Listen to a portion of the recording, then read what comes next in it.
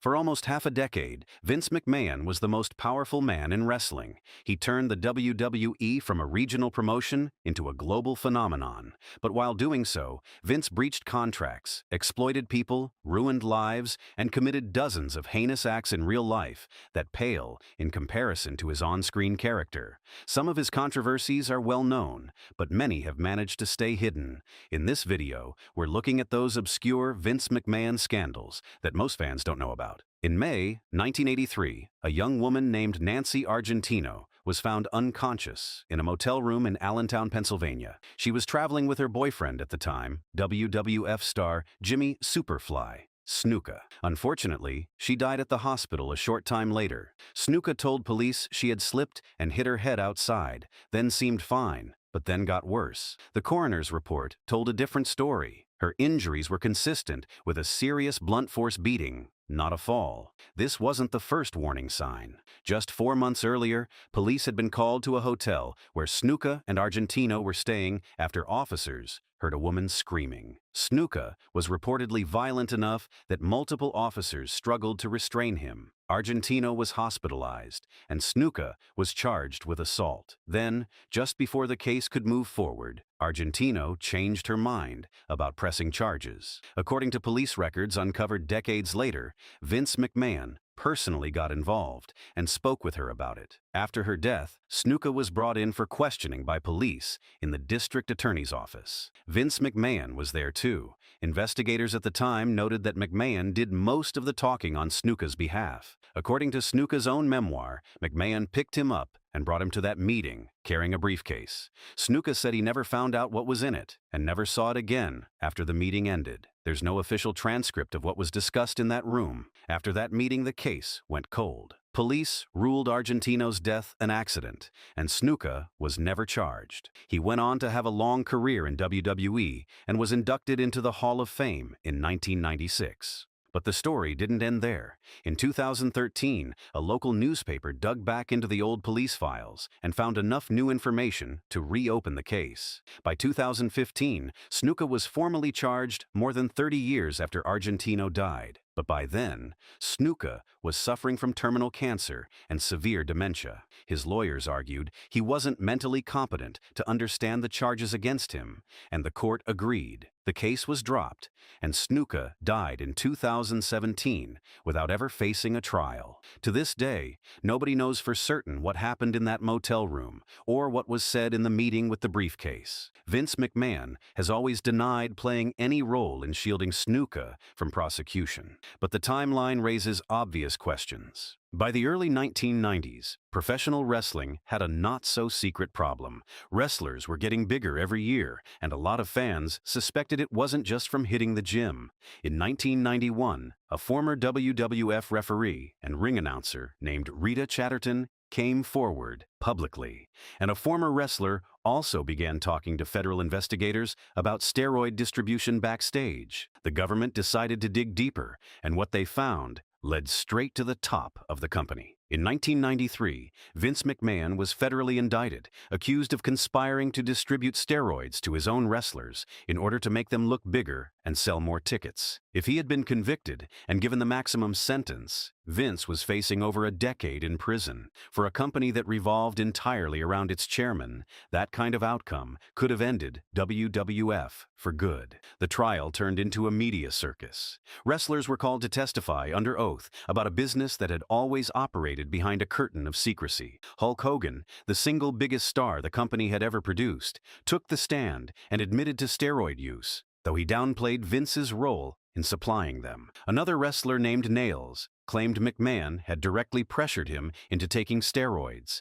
though his credibility was questioned in court due to personal issues with Vince at the time. Despite weeks of damaging testimony, the jury came back with a not guilty verdict in 1994. The case against Vince had seemed strong on paper, but prosecutors had leaned heavily on the steroid charges while reportedly pulling back on other lines of investigation. Vince had survived the biggest legal threat of his career, but the trial revealed something important. When push came to shove, the people closest to him were often the ones left to take the fall, a pattern that would repeat itself again and again in the years that followed. In 1999, one of WWF's biggest female stars walked away from the company at the height of her popularity, and what she said on her way out shook the entire promotion.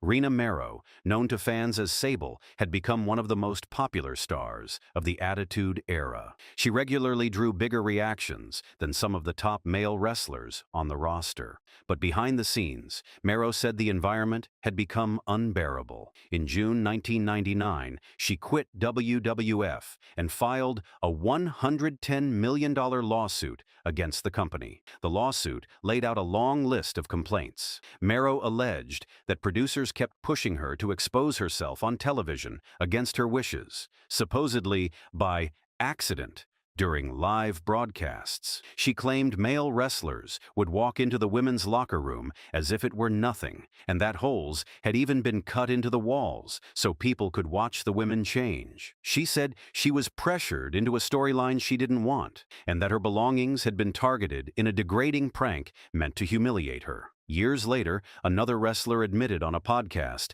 that the prank had actually happened, confirming at least part of her account. Vince McMahon's response to all of this, when asked about it decades later, was that he barely remembered the lawsuit at all. He said the details were kind of a blur. That kind of memory lapse would become a recurring theme whenever Vince was asked about uncomfortable chapters of his past. What made the situation even messier was that Vince countersued Mero, this time over who actually owned the rights to the name Sable itself. After months of legal back and forth, both sides settled out of court in August 1999 for an undisclosed amount, widely believed to be far smaller than her original demand. But here's where the story takes a strange turn. In 2003, just a few years after suing the company for harassment, Sable returned to WWE. She was placed almost immediately into a storyline as Vince McMahon's on-screen mistress, feuding with his real-life daughter Stephanie. The same year, she testified in a separate lawsuit, this time defending WWE against another performer's harassment claims. She stayed with the company until 2004, leaving on good terms this time, and later married fellow WWE star Brock Lesnar. The Sable lawsuit faded from the headlines for years. But just a few years later, another dark incident shed light on the treatment of divas in the WWE. Ashley Massaro joined WWE in 2005 after winning a talent search competition and quickly became one of the company's most visible faces. Behind that public image, though, Ashley later described a much darker experience working under Vince McMahon. In 2006, Massaro took part in WWE's Tribute to the Troops tour, a goodwill trip to visit American military bases overseas. According to a sworn statement she gave years later, she became severely ill during a stop in Kuwait and was left behind while the rest of the tour moved on. A man claiming to be a doctor treated her alone, and what happened next left her traumatized. When she rejoined the tour and told management what had happened, she said Vince McMahon personally led a meeting about it. According to her statement, instead of getting her help or reporting it, McMahon told her it wasn't in WWE's interest for this to become public because it could damage the company's relationship with the military. She said she felt she had no real say in the decision and simply agreed to stay quiet. That wasn't the only thing Massaro alleged. She also claimed that after her Playboy cover came out, Vince began pursuing her directly, repeatedly trying to get her alone, including showing up at her hotel room late at night. She said that when she turned him down, her career took a noticeable hit almost immediately. Her former boyfriend, fellow wrestler Paul London, later backed up much of her account, describing how distressed she would get over McMahon's behavior toward her. Massaro included these accusations in a 2016 lawsuit focused mainly on concussion-related injuries from her time in the ring. However, the lawsuit was dismissed in 2018, and in May 2019,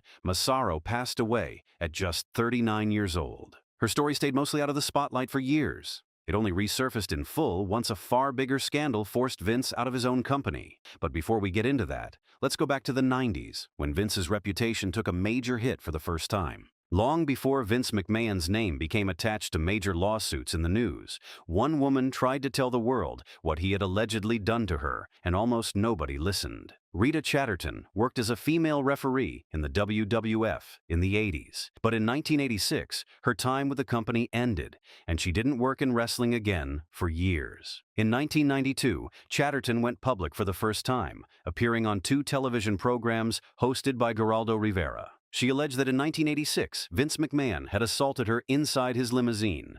McMahon firmly denied it and went so far as to sue Chatterton, Rivera, and the show's producers, accusing her of being part of a conspiracy against him. That lawsuit quietly fell apart not long after. Around the same time, Vince became consumed with the federal steroid trial. Without the backing of a major news outlet or a clear path forward, Chatterton's story faded from public attention. She moved on, eventually working as a youth counselor. For nearly 3 decades, almost nobody outside wrestling circles knew her name. That changed in 2022 after a Wall Street Journal investigation revealed Vince had quietly paid millions of dollars to multiple women over the years. With renewed attention on McMahon's history, journalist Abraham Reisman tracked Chatterton down for a profile, and this time a fellow wrestler, Leonard Inzateri, publicly backed up the account she had given 30 years earlier. The legal landscape had also changed, and Chatterton used that window to sue McMahon directly.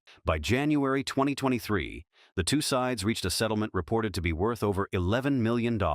However, Vince has never stopped denying the core allegation. His lawyer maintained that the settlement was purely about avoiding a costly legal fight, not an admission of guilt. Chatterton's case never went to trial, and the full truth of what happened in that limousine in 1986 will likely never be tested in a courtroom. But her decision to come forward decades before it was safe to do so would later look less like an isolated incident and more like the first chapter in a much longer pattern. For years, rumors and scattered lawsuits had followed Vince McMahon around, but none of them hit with the force of what came out in January 2024. Janelle Grant, a former WWE employee, filed a sweeping lawsuit against Vince McMahon, the company itself, and former executive John Laurinaitis. The complaint ran 67 pages and described a pattern of control and exploitation that was hard to overlook. According to the lawsuit, McMahon hired her at a salary of $100,000 a year, then doubled it to $200,000, allegedly tied to her continued compliance with his demands. The suit claimed she was passed between McMahon and other men connected to the company, used in part to help recruit talent, and that all of this took place inside WWE's own headquarters. The lawsuit included text messages that appeared to support several of her claims, lending the case a level of documentation that earlier accusations against McMahon had often lacked. It also alleged she was made to sign non-disclosure agreements meant to keep her permanently silent about what had happened. Grant and McMahon had reportedly reached an earlier settlement over some of this, but both sides came to believe the other had violated its terms, especially after a Wall Street Journal report exposed the situation publicly, and McMahon apparently suspected Grant had been a source. The SEC opened a federal investigation into McMahon, eventually charging him in 2024 for failing to properly disclose nearly $15 million in company-related expenses connected to these settlements. The Department of Justice also opened its own investigation, putting Grant's civil case on hold while prosecutors did their own digging. Faced with a federal investigation, a damaging lawsuit, and mounting public pressure, McMahon resigned from TKO Group, effectively ending his decades of control over the empire he built from a regional wrestling promotion into a global entertainment giant. The man who had survived a federal steroid trial, multiple lawsuits, and decades of allegations finally lost his grip on the company. Looking back at everything that came before, the pattern is hard to miss. For decades, problems involving Vince McMahon were managed quietly, settled privately, or buried entirely. The Janelle Grant case was simply the one that finally became too big to keep private.